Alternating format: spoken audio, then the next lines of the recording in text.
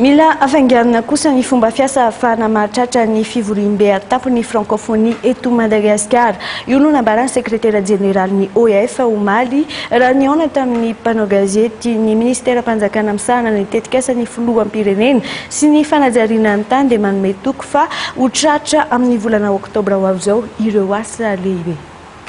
Betsaka ny sehatra voakasika ny fandraisana amin'ny fivoriana tampony francophonie izay ho tanterahana eto Madagasikara 12 ka hatramin'ny 17 novambra ho avy izao. Mitaky ny fanafainganana ny asa izany hoy ny sekretera jeneral ny OEF Ramatoa Michael Jean izay no amafisa ny filohan'ny repoblika Hery Rajaonarimampianina tamin'ny filakevitry minisitra omaly. Anisany manana anjara andraikitra lehibe amin'izany ny fanamboarana fototra-avitr'asa entina mandray vahiny sy karakarana amin'ny fionana tampony. Fanampiana tsy resaka vola fotsiny akory.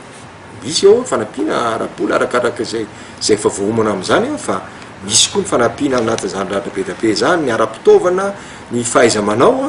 sy ny fanatsarana izay zavatra tokony ho atao sy ny sisy zavatra izay mpatakitsika aminy mba hampio izay amin'ny lafin'ny protocole, hampio izay amin'ny lafin'ny sécurité, hampio izay amin'ny lafin'ny administratif maro samihafa satria ny accréditation reny olony reny akaty amintsika satria izany miaraka amin'ny sécurité daholo zany fa tsy hoe izay tonga le fotoana dia tonga le olona dia za koa mba ho eo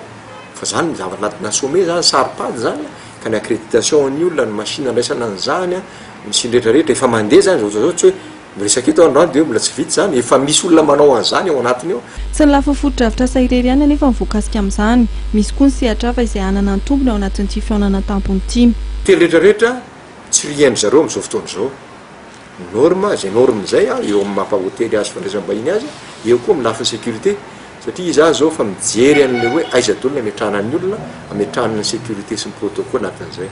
misy olona miandraikitra amin'izay akaiky mihitsy moa ary mino fa anatin'izay ny anisany mahatonga azy miteny manamafy foana hoe tokony izakazaka ihany isika ary maro loatra zay satria mila mitambatra zany tsy hoe ny infrastructure fotsiny fa misy maromaro mifandraisana manao naka ny tomobile inadolona ke ny tomobile apetraka anareo an'izany izaka efa nanao contrat avy ianareo nanao zany rehetra zany ao anatin'ilay izy daholo akoatra ny mahalehibe an'le voalazan'ny